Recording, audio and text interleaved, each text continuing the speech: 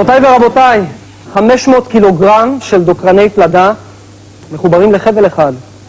שימו לב מה קורה כשהחבל משתחרר.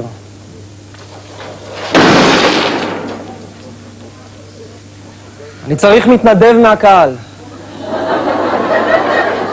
ולמעשה, הוא נמצא איתנו כאן. ערב טוב לאורן שפי, שהוא מה שנקרא מאבטח מקצועי. שלום. טוב, נעים מאוד.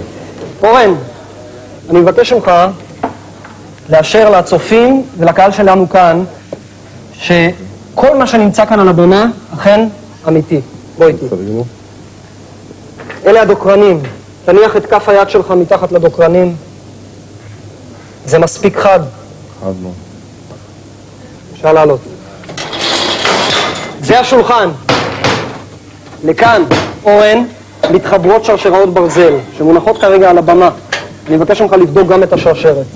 בבקשה. ספר לנו האם אפשר באיזושהי צורה לפרק את השרשרת, להפריד את החוליות אחת מהשנייה. מצור ברזל בלבד. הזיקים, גבירותיי ורבותיי, הזיקי פלדה שמורכבים מחישוק מתכת, שרשראות ברזל ושני מנעולים, תבדוק גם אותם. בבקשה. מספיק חזק. חזק מאוד. אוקיי, אני אניח את זה כאן על הבמה. אתה מאשר שהכל תקין, אמיתי? חזק ואמיתי. אני רוצה להודות לך. תודה רבה, אורן.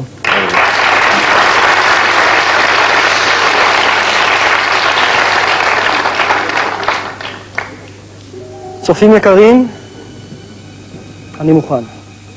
גבירותיי ורבותיי, שולחן המוות יוצא לדרך. צביקה ננעל בידיו בזוג מנעולי פלדה כבדים. שימו לב, גבוה מעליו מונחת משקולת מסיבית, למעלה מ-500 קילוגרמים משקלה. ראינו ושמענו מה היא יכולה לעשות כשהיא משתחררת. עכשיו גם רגליו נקשרות וננעלות. סביב גופו נמתחות שלשלאות ברזל אבות. מיד יוצאת החבל. חשוב לציין, מרגע ההצתה יוותרו לצביקה 60 שניות בלבד, עד שהחבל נקרע.